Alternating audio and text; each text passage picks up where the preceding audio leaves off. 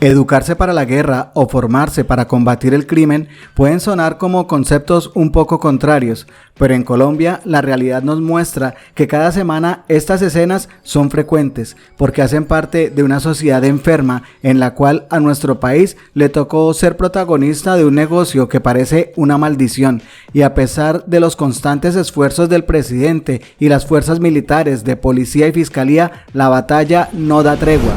Se trata de la captura de un reconocido narcotraficante internacional. Tenía orden de captura por parte de los Estados Unidos y fue capturado en Chía, Cundinamarca, precisamente por tropas de la Brigada Presa. Es una operación que se hace integrada con la Fiscalía General de la Nación. Y este sujeto es muy importante porque es una red transnacional de tráfico de estupefacientes que venía delinquiendo desde hace muchos años, exportando cantidades de droga a los Estados Unidos. Es probable que con la conciencia que tiene el presidente Petro de que el humanismo es lo más importante de la vida, también le toca asumir que preservar ese humanismo, por lo menos por ahora, también depende de la habilidad física, mental y sobre todo moral de quienes tienen la responsabilidad de ayudar a preservar la paz y combatir el crimen, que se logra con firmeza, autoridad, respeto y por supuesto con las armas dispuestas para tal fin, y nunca deben apuntar a la ciudadanía, sino a los criminales, quienes hoy se gradúan de suboficiales y mañana estarán en el campo de batalla, pero también la ciudadanía que tiene la obligación de acompañarlos. Ojalá entiendan el mensaje que a continuación les entrega el presidente para visualizar con claridad la problemática colombiana y mundial. Al subteniente Santiago Felipe Cuellar Calderón, condecorado de honor por sus méritos académicos, a su señora madre Yanira y su padre Diego, ministro de Defensa Nacional Iván Velázquez Gómez, altos mandos de las Fuerzas Militares y de la Policía Nacional, directora y funcionarios del Gobierno Nacional, excelentísimo Monseñor Víctor Manuel Ochoa Cadavid, obispo castrense de Colombia, coronel Milton César Escobar Gallego, director de la Escuela Militar de Cadetes General José María Córdoba y su esposa Rosa, señores oficiales y generales y de insignia de las Fuerzas Militares y de la Policía Nacional, oficiales, suboficiales, alféreces, cadetes, soldados y personal civil de la Escuela Militar de Cadetes General José María Córdoba, agregados de defensa, militares, navales, aéreos y de policía acreditados en Colombia, señores generales, oficiales y suboficiales de la Reserva Activa, medios de comunicación y en general a todas y todos los aquí presentes. Este curso, indudablemente, como todos los que ya han pasado en estos 2 años y nos han acompañado y hemos acompañado en su despedida como estudiantes, y en su ingreso a situaciones que indudablemente no van a ser fáciles en el futuro, algunas halagüeñas, otras no tanto, entrarán ustedes a recorrer en su vida lo que llaman la Colombia profunda, los lugares que mucha gente no conoce, que no logran aprender lo que significa nuestra nacionalidad, nuestros problemas, nuestras ventajas, porque desconocen lo que es el país. A veces las circunstancias de la vida llevan a algunos a vivir en una especie de burbuja, a no comprender la inmensa diversidad que geográfica, natural y humanamente tenemos. En mi opinión, lo he repetido siempre, es nuestra principal riqueza.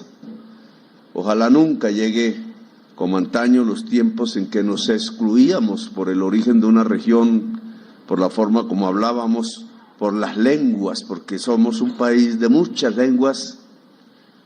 Allá en San Andrés le pedí a la Casa Militar que cada vez que yo llego a una región donde la lengua mayoritaria no sea la mía, la de la mayoría de los colombianos, se cante el himno nacional en su lengua, para que no quede la impresión de que Colombia es simplemente la imposición de unos sobre otros, sino que esa diversidad construye de tú a tú y de manera igual el país, su futuro.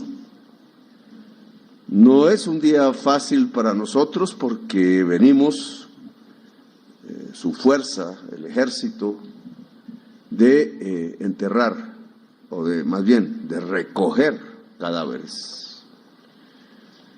En una región tanto inhóspita, el capitán Hugo Rafael Moncada Gómez, el sargento segundo Manuel David Macías, el soldado profesional Mauricio Ipiac Barrera, el soldado profesional John Steven Mamiam Galíndez murieron en un accidente lamentable. No cayeron en combate. Las dificultades mismas de nuestra geografía los hizo soltar de una cuerda pensando que tocaban ya el suelo y era frente a un abismo inmenso, y cayeron en él y murieron en esa caída hacia la tierra. Y estaban en una operación que es importante que se analice, porque es una ofensiva del ejército allá en Cáceres, norte de Antioquia, cuando caen de las montañas en Caribe. Allá el oro, que es la principal riqueza de esa región, empieza a ser disputado desde hace tiempo por grupos ilícitos. El oro de Colombia se está convirtiendo en la fuente de financiación ilícita, en este caso en concreto el llamado Clan del Golfo. Varios fusiles se han rescatado de esa operación, hubo bombardeo, tengo que decirlo, que fue el inicio de la operación. Hay varios muertos del Clan del Golfo. La operación aún no termina. Parece que en su estilo delictivo recibieron la indicación de sus jefes de cambiarse, de ponerse de civil y de salir a como fuera el lugar de la zona. Pensamos que habrían 100 concentrados. Tenían allí un punto de retorno que ellos mismos escogieron y no ha llegado la mayoría de la gente. Es decir, es probable que se hayan disuelto precisamente por el enfrentamiento que no esperaban de las fuerzas militares. El Clan del Golfo se creía fuera de sus estructuras delictivas urbanas por ahí, que son básicamente bandas que extorsionan pequeños tenderos, pequeños negocios en los pueblos. Son básicamente incapaces de un enfrentamiento militar. Los que tenían en esta región se estaban preparando para ello, para hacer una fuerza con cierta capacidad militar, y quedaron disueltos, espero que para siempre, en las acciones donde lamentablemente también murieron los miembros del ejército en accidente, que pues, nos hace pensar mucho en nuestras propias debilidades, incluso como fuerza y como personas. No poder aterrizar sin poder ver lo que estaba debajo, más o menos en una noche obviamente oscura, con visores que no alcanzaron a detectar por los arbustos de la zona que lo que había allí abajo no era exactamente un suelo firme, sino un abismo. Estas situaciones las verán ustedes, ojalá no mucho, ojalá no se repitan tanto, ojalá las fuerzas militares de Colombia tengan que concentrarse en otras inseguridades que están creciendo en el país y en el mundo. Lo hemos discutido con la cúpula militar, como cada vez tenemos que socorrer más gente de deslizamientos de tierra, nomás en el mismo Plateado, donde hace unas semanas se hizo quizás una de las mayores operaciones militares exitosas de los últimos tiempos, quitándole a lo que se ha denominado como Estado Mayor, que es realmente un ejército narcotraficante. Lamentablemente es la degradación de la guerra en el país por no abrazar la causa de la paz. Fusiles que se ponen al servicio de multinacionales del narcotráfico muy poderosas, multinacionales extranjeras, en la medida en que sus centros de poder son y se ubican fuera del país y sus propias nacionalidades no pertenecen a Colombia, cuando pagan una fuerza armada en una región del país cualquiera, lo que están es construyendo un ejército de ocupación, una fuerza de ocupación que automáticamente quita soberanía nacional mientras estén allí. Son fuerzas propias del país, de su sociedad, son fuerzas que se imponen sobre la sociedad y sobre el país. Las Naciones Unidas hoy están en un debate en la comisión que tiene que ver con estos asuntos sobre la eficacia de la lucha que estamos dando.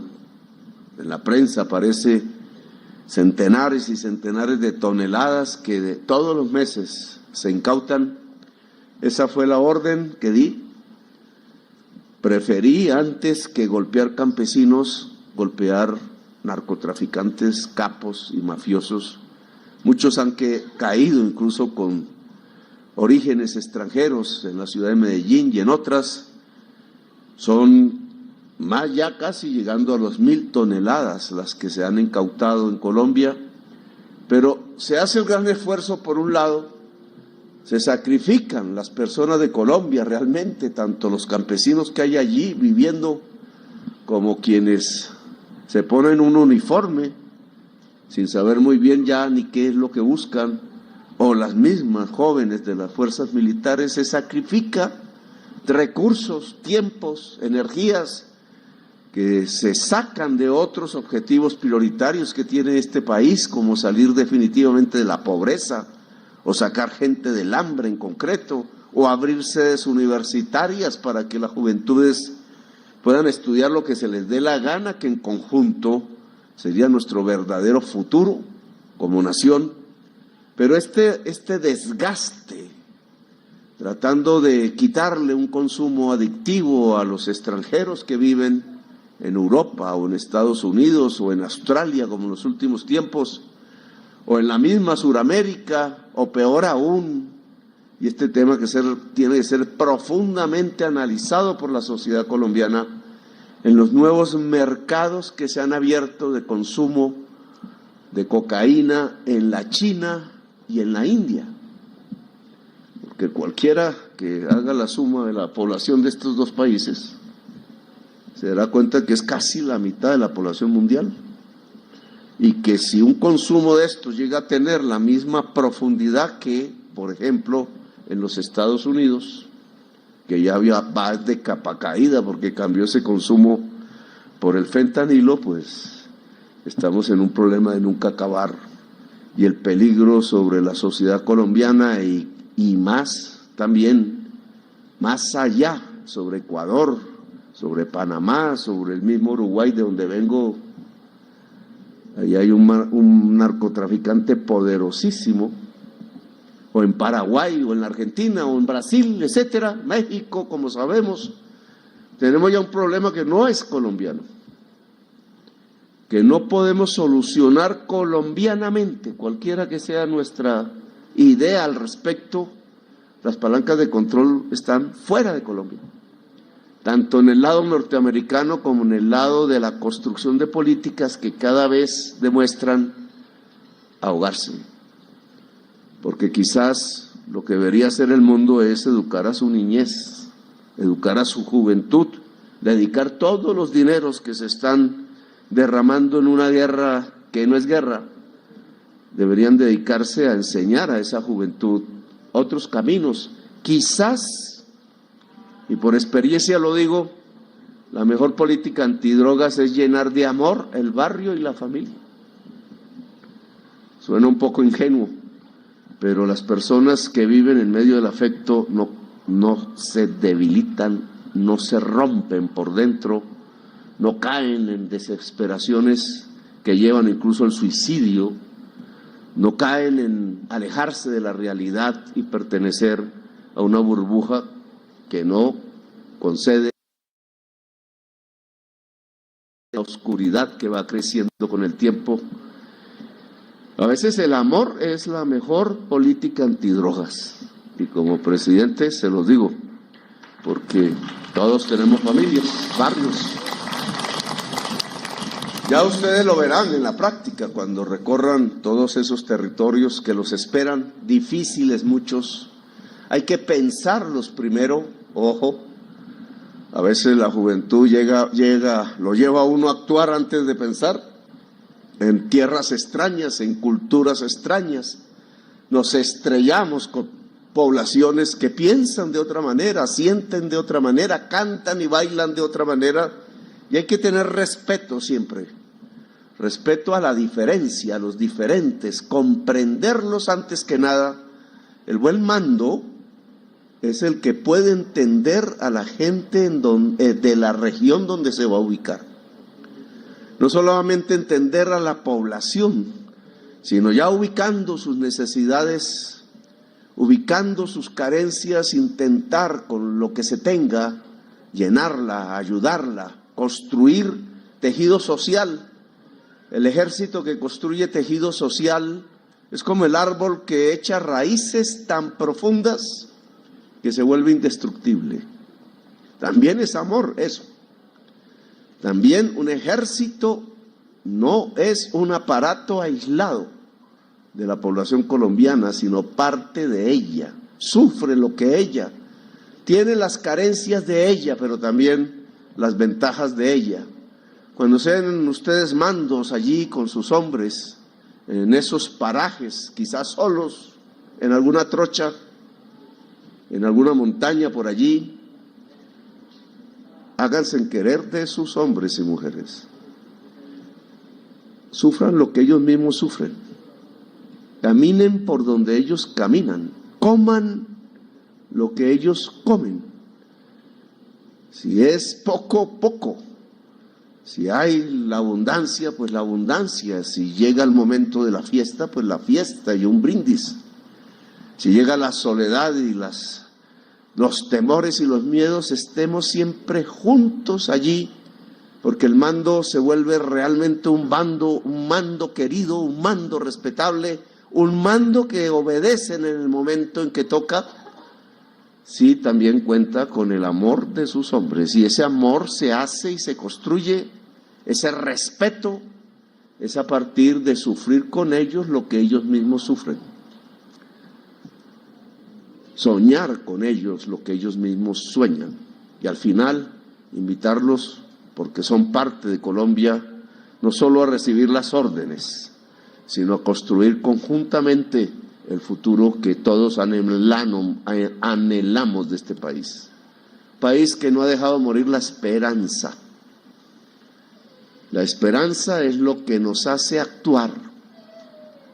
La esperanza no nos deja inactivos en la cama o escapando por allí en las sustancias o escapando de la misma realidad del país de cualquier manera. La esperanza es lo que hace actuar a un hombre y una mujer. Es lo que le da sentido a la existencia. No es un falso optimismo que se nos llena a veces en la prensa o en la propaganda. No es un falso optimismo, es esperanza que nos permite, un poco más allá de estos días, pensar que tendremos una Colombia mejor, que tendremos una América del Sur mejor. Ayer estuve hablando con una persona ya de edad, Pepe Mujica, de joven como todos, como muchos jóvenes en esas épocas, en donde se dirimía si el mundo era de un sistema económico o de otro. Escogió el otro, el de la colectividad, y estuvo 12 años preso por ello, y en condiciones infrahumanas, como cuenta la película en Netflix, se consigue en los últimos 12 años. En ese entonces nos enseñaron a ser enemigos, a las malas. La película muestra cómo no había ninguna enemistad, y los presos que habían sido torturados le escribían las cartas de amor a las novias de los que lo cuidaban, para construir matrimonios, porque en 12 años esas novias se convirtieron en las esposas de esas personas. Y cuando el pueblo decidió con su voto terminar definitivamente con ese tipo de sistema despótico, se abrazaron, jugaron fútbol, se sintieron hermanos. Y es que los seres humanos, antes que nada, somos humanos y no enemigos. Enemigos nos obligan a veces, pero entre menos tiempo pasemos de enemigos y construyamos amigos, ese tiempo será mejor. Y ojalá que Colombia ya haya dejado la época en que por un color de un partido político o por una riqueza mala vida en alguna región o por ideologías e ilusiones de otro tipo de sociedades que nunca vinieron, pase definitivamente, porque no se puede y no debemos dejarnos matar por ello. Debemos es construir, vivir, tener esperanza. Nos queda una tarea indudablemente, que es que Colombia salga de las economías ilícitas. No está nada fácil, porque el eje rector de una economía ilícita, lo que la hace permanecer, lo que hace que la gente que esté allí esté dispuesta a matar gente desarmada, jóvenes, niños o gente armada incluso, no es más que la codicia. Ya no es la política, ya no es la ideología. Ahora lo que mata en Colombia se llama codicia. Y la codicia es enemiga fundamental, total de la vida. Si ustedes ven por qué tiene tantos problemas la humanidad, por qué termina en crisis climática, en situaciones que antes no se habían vivido, encontrarán que no es más sino porque ha sido dirigida la humanidad por la codicia. El año entrante el mundo va a cambiar en los espacios del poder. Los que este año se consideraban enemigos en el mundo, ya van a ver ustedes, el año entrante se considerarán aliados. Muchos se sentirán traicionados, abandonados. Sobre los mismos que caen bombas, seguirán cayendo bombas, los niños. Esas nuevas alianzas que se forjarán en el mundo, como las de hoy, no tienen sino un eje: la codicia, el negocio, el comercio. No hay nada más detrás de ellos, y bien ha hecho Colombia en estos 2 años al menos en mantenerse neutral frente a la codicia y mantenerse activa frente a la paz, tanto del mundo como de Colombia. Ustedes aprenderán también, no solo lo han hecho ya, a cómo se hace la guerra, sino a cómo se hace la paz. Y la paz se hace hablando con el pueblo, logrando que el pueblo sea el verdadero dueño de sus destinos, el verdadero dueño de su territorio, de las cosas que construyen una patria. Porque la patria con P es ante todo pueblo y paz con P. Los felicito, espero que nos encontremos más adelante, no sé cuántos días va a dar el general Cardoso de vacaciones, ¿no? Ya vienen las fechas navideñas, se van pegando, pero hasta el 20. Bueno, entonces van a tener ustedes unas vacaciones bien habidas gracias a su esfuerzo hasta el 20 de diciembre para que sigan con sus familias, tengan felices fiestas. Gracias, muy amables. Gracias por hacer parte de la comunidad Magenta Radio. Si te gustó el video, por favor compártelo, comenta y por supuesto darle like. Nos vemos en el siguiente video.